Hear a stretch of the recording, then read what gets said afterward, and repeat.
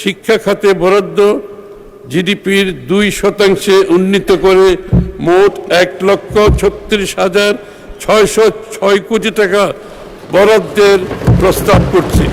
আমরা মাদ্রাসা শিক্ষার্থীদের ধর্মীয় শিক্ষার পাশাপাশি বিজ্ঞান, গণিত, ইংরেজি ও তথ্য প্রযুক্তি শিক্ষার মান উন্নয়ন, কর্মমুখী প্রশিক্ষণ কর্মসূচি চালু করতে চাই। আমরা শিক্ষা খাতে আগামী অর্থবছরে শিয়া বাটার ও ভিটামিনে সমৃদ্ধ লিলি বিউটি সোপ, তারুণ্যময় উজ্জ্বল ত্বকের জন্য। শিক্ষা খাতে বরাদ্দ জিডিপির 2% উন্নীত করে মোট 1,36,606 কোটি টাকা বরাদ্দের প্রস্তাব করছি।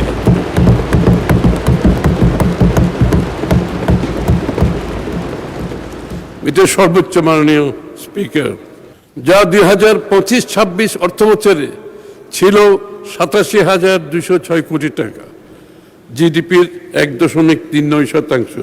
সেখান থেকে বাড়িয়ে 2% অতিরিক্ত করা হয়েছে মাননীয় স্পিকার। শিয়া বাটার ও ভিটামিনে সমৃদ্ধ লিলি বিউটি সোপ, তারুণ্যময় উজ্জ্বল ত্বকের জন্য।